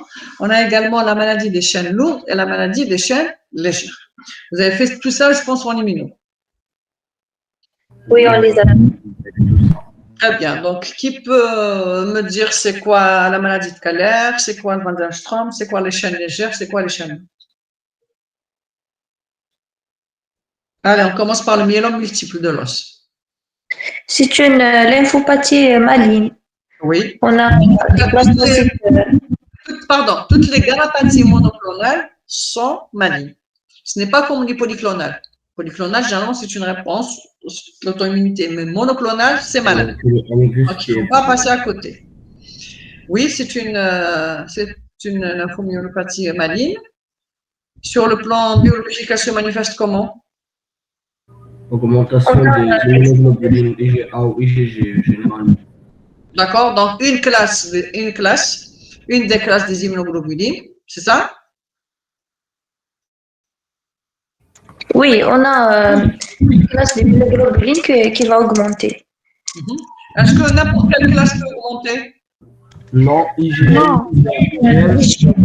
IgM, pardon. Qu'est-ce que vous avez dit? Non? Non, c'est les IgG, les IgA, plus rarement IgD, IgE. Quand c'est les IgM, c'est un Waldenstrom. Très, très bien. Donc là, c'est ça la différence entre le myélome multiple et le Waldenstrom, c'est le type d'immunoglobuline. Si c'est une IgM, c'est un Waldenstrom. Si c'est les autres, c'est un myélome multiple. Et dans le myélome multiple, c'est principalement des IgG, secondairement des IgA. Exceptionnellement, on trouve la D et la E, mais ça existe. Ça existe, mais en général, c'est IgG ou alors IgA. Donc, vous avez vu 66% et 33%. Et donc là, quand on suspecte un myélome, il est important de faire une électrophorèse des protéines sériques. Pourquoi? Parce qu'on va retrouver ce pic monoclonal caractéristique d'une gammapathie monoclonale. D'accord? Et avant déjà d'aller vers l'électrophorèse des protéines sériques, bon, c'est vrai que quand on a une symptomatologie, d'un point de vue clinique, qu'est-ce qu'on a comme symptômes pour le calaire? Les signes de Crabbe. Résorption osseuse. Voilà. Donc, il y a les signes de Crabbe pour dire est-ce qu'on a un myélome ou pas. Hypercalcémie. Voilà. Pour moi, en tant que biochimiste, donc moi, je ne m'intéresse qu'à la biochimie, je ne m'intéresse pas à autre chose. Donc, nous, on a un taux de protéines qui est élevé. Donc, à chaque fois, c'est pour ça que je vous disais tout à l'heure, quand vous avez un taux de protéines qui est supérieur à 80, généralement, c'est lié à une augmentation des gamma-globulines, qu'elles soient polyclonales ou monoclonales. Mais généralement, c'est monoclonales qui font augmenter réellement. Mais même la polyclonale, parfois, quand il y a une inflammation chronique importante, on peut avoir un taux de protéines qui est élevé. Donc, à chaque fois, vous faites se dire, parce que le problème, c'est que parfois, il y a des malades asymptomatiques. On va y revenir. Quand on demande un bilan, pour une raison ou pour une autre, on peut demander juste un bilan comme ça. Quand on a un taux de protéines qui est élevé, surtout s'il est trop élevé, maintenant quand il est 82, 83, on va voir. Mais quand je trouve 90 et plus, il est impératif de faire une électrophorèse de protéines sériques. On ne joue pas. Un taux de protéines élevé, surtout quand il est associé à une vitesse de sédimentation élevée. Vitesse de sédimentation élevée, un taux de protéines élevé, faites une électrophorèse de protéines sériques. Mais allez, on fait en excès. Si c'est permis de faire en excès, d'accord? Parce qu'il ne faut pas passer à côté. On fait une électrophorèse et là, on va voir. Si on retrouve le pic monoclonal, on continue. Il faut, à chaque fois qu'on retrouve un pic monoclonal, il faut faire le typage. Il faut se dire de quel type d'immunoglobuline s'agit-il parce que je vais classer. Est-ce que c'est un myélome? Est-ce que c'est un Waldenstrom? D'accord? C'est-à-dire, en général, c'est comme ça c'est-à-dire la démarche à suivre. Un taux de protéines élevé, une vitesse de sédimentation élevée, je demande une électrophorèse des protéines sériques, je trouve un pic monoclonal, je continue par un immunotypage. Et dans l'immunotypage, non seulement il faut donner la classe, mais il faut donner également le type de la chaîne légère. Hein. Il ne suffit pas de dire une IgG, il faut dire IgG, kappa ou lambda. Parce que le pronostic n'est pas le même. Si je trouve une IgA, il faut également dire IgA, kappa ou lambda. Les IgA, ils ont un mauvais pronostic par rapport aux IgG. D'accord? Là également, dans le Waldenstrom, d'un point de vue biochimique, c'est pratiquement la même chose. On va trouver un taux de protéines qui est élevé, une vitesse de sédimentation qui est élevée, pas aussi élevée, mais elle sera élevée. Donc, c'est pour ça que je vous ai dit, à chaque fois qu'il y a un taux de protéines élevé, alors là, s'il est associé à un taux de vitesse de sédimentation élevé, il faut toujours demander une électrophorèse de protéines sériques. D'accord? Et puis, ne pas passer à côté d'une gamma-globulinémie monoclonale. Alors, pour le Waldenstrom, donc là, c'est une infiltration des plasmocytes au niveau de la moelle osseuse. Et donc, c'est pour ça que, généralement, on a des douleurs osseuses, mais ce n'est pas un signe définitif. Je veux dire, même si on peut avoir un myélome multiple sans douleur osseuse, hein. Mais en général, il y a des douleurs osseuses, et même à la radio, vous trouvez les géodes, etc. Par contre, la macroglobulinémie de Waldenstrom, c'est une prolifération des cellules réticulolymphoïdes qui vont envahir, bien sûr, les ganglions, le foie et la rate. Et la même chose, si on fait l'électrophorèse des protéines, on retrouve le fameux pic monoclonal, et quand on fait le typage, on va retrouver une IgM qui peut être kappa, comme elle peut être lambda. Maintenant, je reviens à la maladie des chaînes lourdes et la maladie des chaînes légères. C'est quoi la maladie des chaînes lourdes? C'est quoi la maladie des chaînes légères?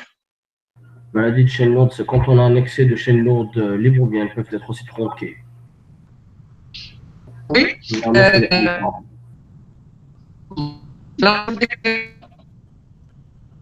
Je vous entends mal. Est-ce que vous voyez l'écran? Oui, Nadine. Non. Non. Ouais, disparu. En fait, la connexion pour rien, je pense. Sûrement.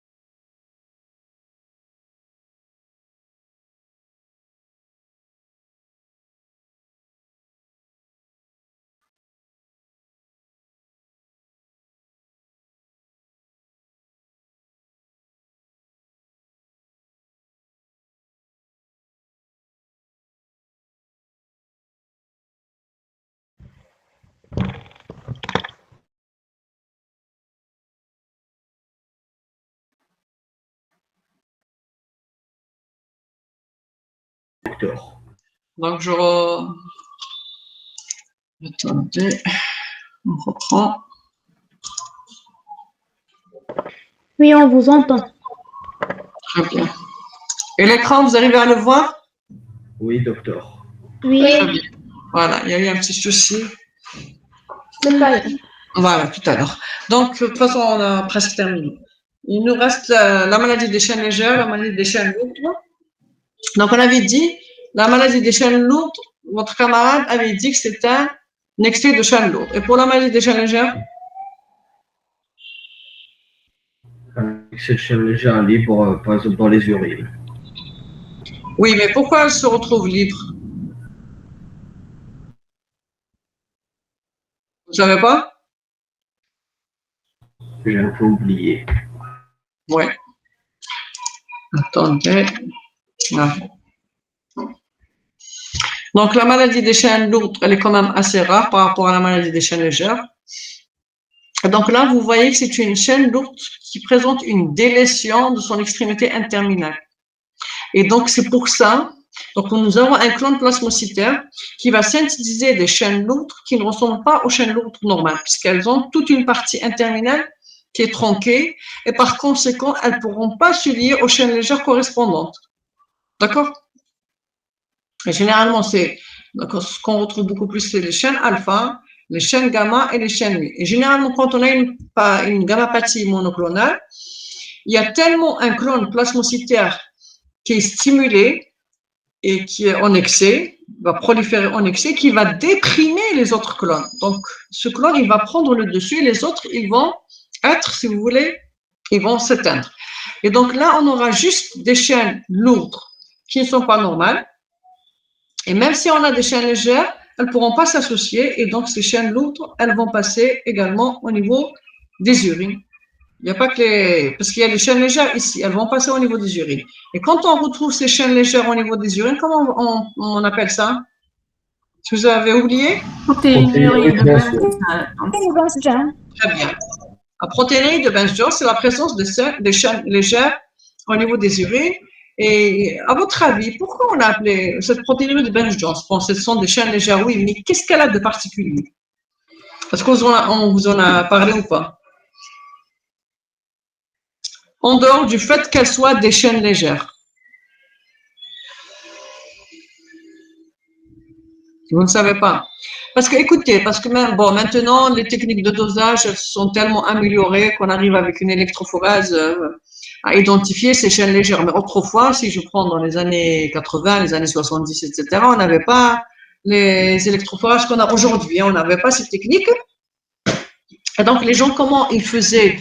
Et c'est comme ça qu'il a découvert, M. Benz-John, ils ont découvert ça. Toute protéine, normalement, quand vous la chauffez, c'est bon. C'est-à-dire, quand on chauffe, il y aura coagulation de la protéine, mais on ne peut pas revenir en arrière. C'est-à-dire, on ne va pas faire descendre la température et restituer, si vous voulez, notre structure. Et bien, avec les chaînes légères, c'est possible. D'ailleurs, c'était comme ça. Moi, par exemple, c'est une technique que j'ai déjà lancée quand j'étais résidente. On mettait du réactif, on portait à une certaine température, avoisinant les 95 degrés, 96 degrés, coagulation, on redescend vers 56 à peu près, et la protéine se redissout. Donc, c'était un moyen de mettre en évidence ces chaînes légères. C'est pour ça qu'on les appelait protéinuries de Benz-John, parce que sinon, on aurait parlé d'une protéinurie. Non, ma présence de protéines au niveau des chaînes légères, ce sont des protéines. On aurait dit juste protéinurie. Mais ce sont les seuls qui ont cette caractéristique. C'est pour ça qu'on les appelle protéinuries de Benz-John. Et donc, cette protéinurie de Benz-John, on la retrouve aussi bien dans le cadre de la maladie des chaînes lourdes que dans le cadre de la maladie des chaînes légères. Et la maladie des chaînes légères, c'est quoi? C'est un clone plasmocytaire qui ne fabrique que des chaînes légères. Et donc, comme il n'y a pas de chaîne lourde, il n'y aura pas d'association, pas de formation d'immunoglobuline. Et ces chaînes légères, du fait qu'elles soient de faible poids moléculaire, donc elles vont passer au niveau des urines. Donc là également. Donc on aura une protéinurie de Benz-John. Et également ici, surtout dans la maladie des chaînes légères, puisque c'est la plus importante, si on fait l'électrolyse de protéines sériques, à votre avis, on aura quoi? Est-ce qu'on aura un pic monoclonal comme pour la maladie leucalaire et pour le Waldenstrom? Non, on peut avoir un hypo. Un hypo. Au contraire, c'est pas on peut, mais on va avoir plutôt une hypo. Parce que je vous ai dit ici, vous avez un clone plasmocytaire qui ne sera pas contrôlé. D'accord? Donc, il sera tout le temps une prolifération excessive de ce clone. Il sera tout le temps stimulé. Et donc, ce clone, du moment qu'il y aura une synthèse excessive de ces chaînes légères, dans ce cas, puisqu'on parle des maladies des chaînes légères, il va déprimer les autres clones. Et comme la chaîne légère, elle est tellement légère, c'est quoi? Elle contient deux domaines, un domaine variable et un domaine constant. Donc, elle est très de faible poids moléculaire, elle va facilement être éliminée par voie rénale. Donc, on va la retrouver plutôt au niveau des urines. Donc, au niveau sanguin, si on fait une électrolyse de protéines sériques, on va trouver plutôt une hypogammaglobulinémie. Donc, également, quand on fait une électrolyse des protéines, si on trouve une hypogammaglobulinémie, pensez à faire une électrophorèse des protéines urinaires. Dans ce cas, c'est une électrophorèse des protéines urinaires qui va nous donner le pic monoclonal. Si on fait au niveau sérique, on ne trouvera rien du tout. On trouvera plutôt une hypo. Mais au niveau urinaire, on va retrouver un pic monoclonal. Et si on va typer, on continue par le typage pour voir est-ce que c'est une kappa ou alors est-ce que c'est une lambda. D'accord? Donc là, Quand vous faites électrophorèse, retenez une électrophorèse. Si on a une hypogammaglobulinémie et on n'a pas de cible, parce que normalement, s'il y a une hypogammaglobulinémie à l'électrophorèse, normalement, le sujet va faire des infections à répétition, etc. On aura des signes en fonction d'une hypogamma. Mais là, vous n'aurez pas de signes, vous êtes toujours là. Donc, pensez à la maladie des chaînes légères, pensez à faire la recherche d'une protéinurie de Benz-Jones ou alors à faire une électrophorèse au niveau des protéines urinaires. À côté de ces principales gamma-globulinémies, on a également ce qu'on appelle les gammapathies monoclonales bénignes ou de signification indéterminée. Et là, c'est un pic monoclonal qu'on va retrouver chez des personnes qui ne souffrent d'aucun ou qui ne présentent aucun symptôme. Là, c'est très important. Il faut qu'il n'y ait aucun symptôme. Donc, découverte fortuite à l'électrophorèse d'un pic monoclonal. Donc, aucune symptomatologie. Et donc, le souci, c'est qu'avec les gammapathies monoclonales, elles peuvent évoluer vers un myélome. Donc, il faut faire une surveillance tous les 3 mois. Maintenant, attendez, juste ici, peut-être, je ne sais pas, je n'en ai pas peut-être parlé. Pour le myélome multiple, en général, il touche les personnes à partir d'un certain âge. En général, c'est vers les 70 ans à peu près. Mais sachez qu'actuellement, on a des personnes de plus en plus jeunes. Hein. Ce n'est pas une règle générale. Hein. Sur le plan épidémiologique, les données commencent à changer. Maintenant, l'électrophorèse des protéines sériques. Ce qui est intéressant, dans quel cadre on va la demander? Donc là, je vous ai dit que quand je veux explorer une classe de protéines. Donc, vous avez ici 10 états dans lesquels elle est préconisée. La prescription est préconisée. Quand on a une altération de l'état général, donc on ne sait pas c'est quoi. Quand on a un syndrome inflammatoire, mais qu'on n'arrive pas à expliquer. Donc, ça peut être en faveur d'un myélome. Quand on a une fracture non traumatique, donc maintenant, quand il y a un traumatisme, il n'y a pas de problème. Mais s'il n'y a pas de traumatisme, il y a des fractures. Là également, ça peut être lié à un myélome. Douleur osseuse ou non expliquée également, ça peut être un myélome. Des perturbations hépatiques. Également, on fait, ça peut être une cirrhose, etc. On fait une électrophorèse.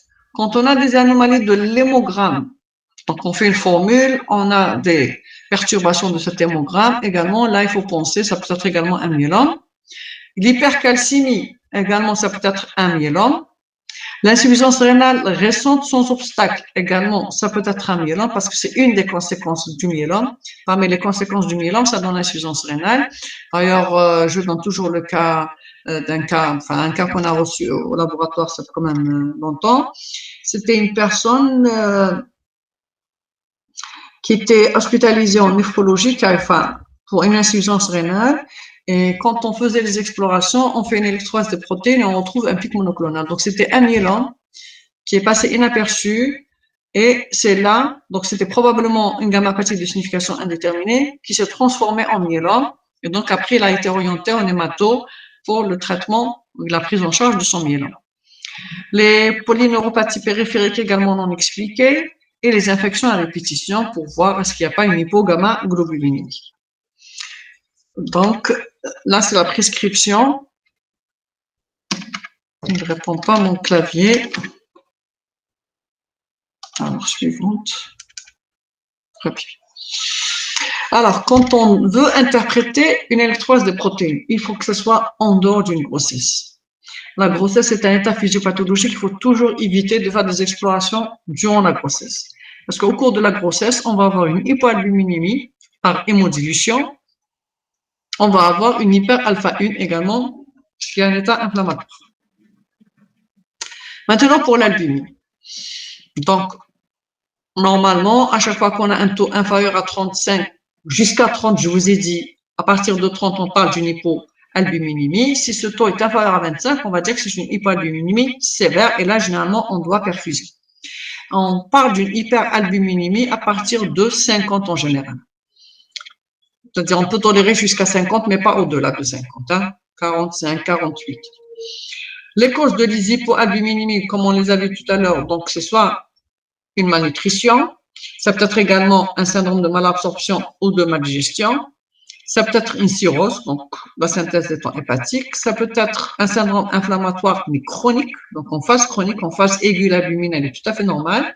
Ou alors le syndrome néphrotique, on avait dit que toutes les protéines vont se retrouver au niveau des urines, à l'exception de l'alpha-2 macroglobuline. Quand on a une hyperalbuminémie, on avait dit que c'est une hémoconcentration, donc c'est en faveur d'une déshydratation en général. Maintenant, pour les alpha-1 globulines, on a une diminution des alpha-1 globulines quand on a un emphysème, parce que la principale alpha-1 globuline, c'est l'alpha-antitrypsine, et je vous ai dit, l'alpha-1 antitrypsine, elle diminue au cours de l'emphysème, ou alors quand il y a une pathologie hépatique, et puis ça c'est valable pour toutes les protéines. Quand on a une atteinte hépatique, toutes les protéines, à l'exception des gamma-globulines, vont diminuer. Les augmentations en cas d'un syndrome inflammatoire, qu'il soit en phase aiguë ou en phase chronique. Pour ce qui est des alpha-2 globulines, donc la diminution des alpha-2 globulines au cours de l'hémolyse, au cours d'une pathologie hépatique, au cours de la malnutrition et au cours de l'hyperthyroïdie. Pour ce qui est de leur augmentation, au cours du syndrome inflammatoire ou alors au cours du syndrome néphrotique. Donc, vous avez vu, par exemple, pour l'inflammation, quand on veut explorer une inflammation, il est intéressant plutôt de faire une exploration des protéines sériques. On peut également demander un fibrinogène, on peut également demander une CRP, pardon. Mais on ne va pas faire, je ne sais pas, l'orosomucoïde ou faire la transférine ou faire la cyrolioplasmine, etc., qui sont des protéines d'inflammation. Donc là, les autres, les préconistes ont des pathologies bien précises. Docteur, pourquoi elle augmente au cours de l'hyperthyroïdie? Alors, par rapport à l'hyperthyroïdie, vous savez que les hormones thyroïdiennes, elles favorisent l'anabolisme des protéines. Et Oui. Parmi les protéines, on a l'alpha-2, bien qu'en cas d'hyperthyroïdie, on a également beaucoup plus, enfin, dans l'état physiologique, c'est l'anabolisme, mais en cas d'un excès, c'est beaucoup plus le catabolisme, qui est favorisé à l'exception des alpha-2. Donc, il y a une légère augmentation, mais ce n'est pas une augmentation importante. N'allez pas imaginer que vous allez avoir une augmentation très, très importante. C'est une légère augmentation des alpha-2. C'est-à-dire là, vous allez avoir une augmentation importante. Là, vous parlez de la diminution. Voilà, c'est par rapport au catabolisme. Là, c'est beaucoup plus.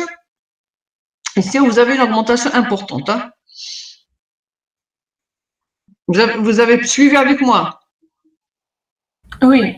Oui, docteur. On avait dit que l'hyperthyroïdie, les hormones thyroïdiennes synthétisent, favorisent la synthèse, mais à des taux physiologiques. Mais quand il y a un excès, on a l'effet inverse.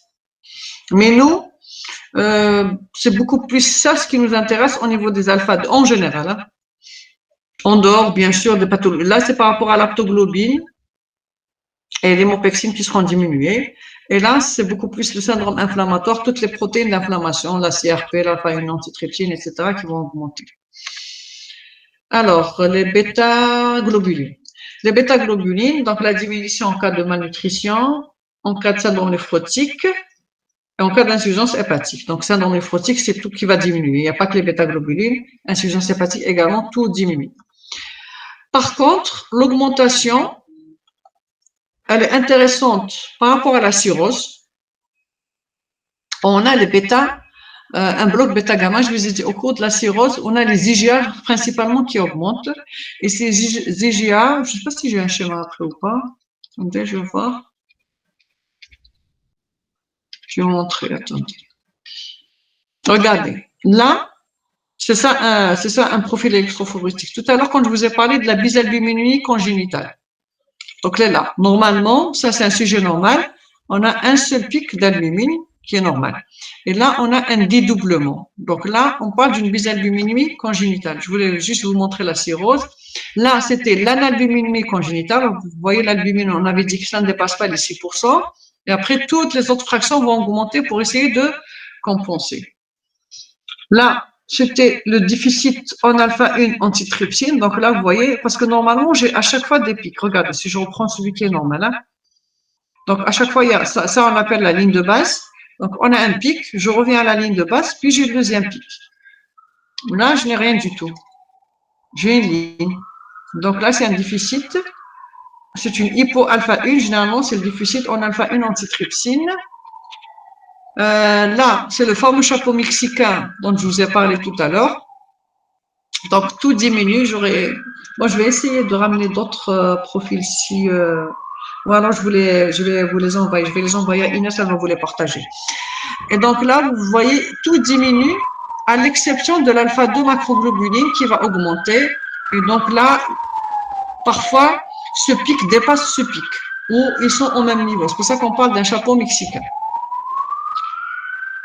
Où est-ce qu'elle est, la cirrhose? Voilà. Donc la cirrhose, c'est ça. Donc là, normalement, on a le bêta. Normalement, on a retour à la ligne de base. Ensuite, on aura un autre petit pic de gamma. Mais là, on a une soudure entre les bêta et les gamma. Pourquoi? Parce que les immunoglobulines IgA, en général, ils migrent au niveau de cette frontière. Je vais vous montrer un profil normal, vous compreniez. Donc, les immunoglobulines IgA, ils migrent ici. Et donc, quand on a une augmentation des IgA, il va y avoir une soudure entre les bêta et les gamma. C'est pour ça qu'on parle d'un bloc bêta-gamma. Je vais revenir à... On était ici. Donc, on aura ce bloc caractéristique bêta-gamma. Certains myélomes également. Quand vous avez un myélome à IgA, parfois, le pic monoclonal, il va se retrouver au niveau des bêta-globulines et non pas au niveau des gamma-globulines. Donc, quand on a un pic, il faut également penser à faire un immunotypage. L'hypothyroïdie, les carences martiales par rapport à l'augmentation de la transférine. Mais c'est beaucoup plus ça. Retenez la cirrhose, les myélomes et les carences martiales. Pour ce qui est des gamma, donc diminue, on parle d'une hypogamma-globuline, mais si vous avez un taux inférieur à 6, c'est d'une hyper si on a un taux qui est supérieur à 16. Donc, comme on l'avait vu tout à l'heure, quand est-ce qu'on peut avoir une hypogamma? Si on est sous corticothérapie, immunosuppresseur, les myélomes à chaîne légère, on avait dit parce que ça passe au niveau des urines, ou alors quand on a une atteinte médulaire, donc les aplasies médulaires, etc. On peut avoir une hypogamma-globulinémie. Pour ce qui est de l'augmentation, donc comme on vient de le voir, elle peut être polyclonale ou monoclonale. Polyclonale, plusieurs immunoglobulines à la fois. Monoclonale, un seul type d'immunoglobuline. Alors, je reprends les gammapathies de signification indéterminée. On avait dit qu'elles sont rares, mais pas aussi rares qu'on le pense. On parle d'une gammapathie monoclonale de signification indéterminée quand on a une découverte fortuite d'un pic monoclonal, à condition que ce pic ne dépasse pas les 30 grammes et qu'il n'y ait aucun signe clinique. Ça, c'est très important. S'il y a le moindre signe clinique, ça passe au myélome. D'accord? Si on a un taux de gamma-globuline qui dépasse les 30 également, on le définit comme un myélome. Docteur, Hein? on peut avoir un myélome sans un pic monoclonal, non sécrétant, un myélome non sécrétant. Oui, ça existe. Donc là, je vous ai montré ça, je vais essayer de vous ramener, parce que ça, c'est des anciens pics, hein, mais je vais essayer de vous ramener d'autres pics plus beaux. Voilà, vous voyez, c'est ça un pic monoclonal. Il ressemble à celui de l'albumine. On a une base qui est étroite et on a un pic quand même assez haut monoclonal. Et ça dépend. Parfois, il est aussi haut, parfois, il peut être juste un petit pic. Je ne sais pas si j'ai une autre. Normalement, c'est tout.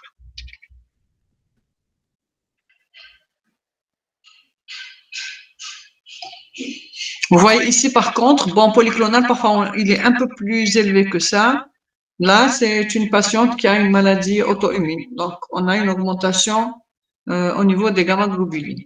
Attendez, je vais voir si je n'ai pas zappé quelque chose. Si vous avez des questions, vous pouvez les poser. Donc, ça, je l'ai dit.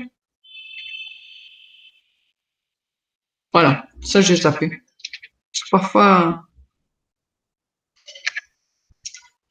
Donc, je vous ai dit, dès que c'est supérieur à 30, ou si jamais il y a, même si ce n'est pas supérieur à 30, il y a un dédoublement entre une électrophase et une autre au bout d'un an, si on a un dédoublement, on va parler également, ça passe au myélome, et s'il y a apparition d'indices, que ce soit une anémie, une hypercalcémie, une atteinte osseuse, une insuffisance rénale, etc.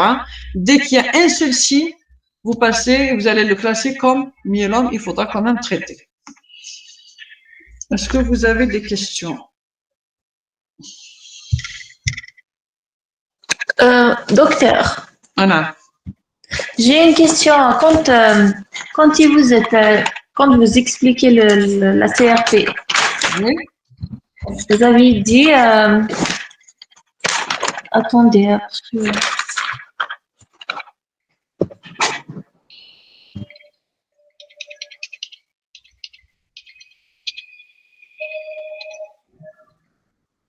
Ah.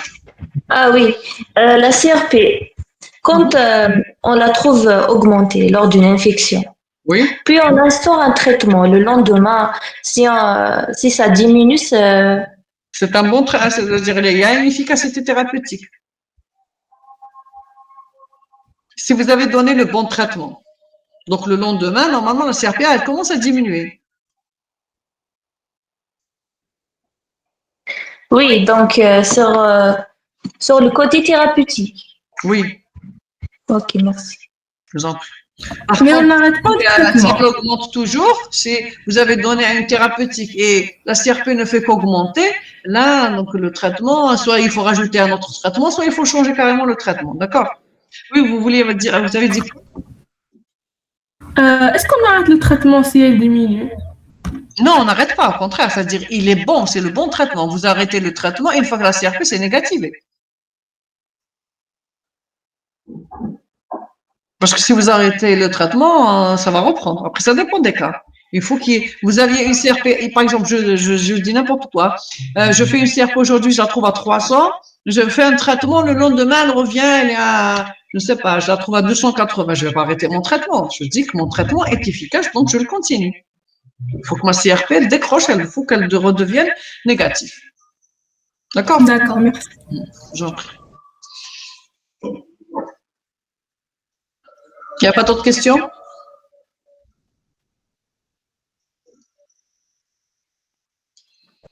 Madame, Oui?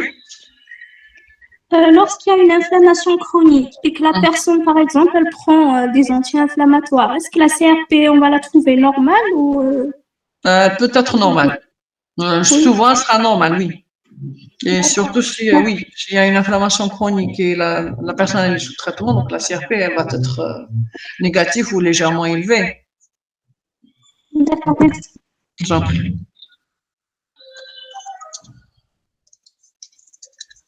Bon. Donc, s'il n'y a pas d'autres questions, ben, on se voit jeudi prochain à l'amphi, Inch'Allah. Si tout va bien. Inch'Allah. Docteur, on fera quel cours? On continue toujours avec les protéines, mais ce ne sera pas les protéines sériques. Donc, on fera plutôt le LCR. Liquide céphalorachidien. Oui, on va faire le liquide céphalorachidien avec, comment on appelle ça? Les liquides d'épanchement. Liquide d'acide et liquide pleurale. D'accord, merci. Parce qu'on dose toujours les protéines dans ces liquides. Là, on a vu les protéines au niveau sérique, on va voir les protéines au niveau de les autres liquides biologiques, donc le LCR, les liquides d'épanchement, et on fera quelques cas cliniques. Pour voir ce que vous avez bien compris ou pas. Docteur, s'il vous plaît, vous pouvez nous envoyer ce cours. S'il vous plaît, vous pouvez nous envoyer ce cours. Les diapos. Les diapos, bien, c'est un PDF. On n'a pas encore le support officiel. Vous n'avez pas les anciens drives. D'accord, je vais envoyer la diapo à Inès. D'accord, merci beaucoup. D'accord, merci madame. Merci. Au revoir.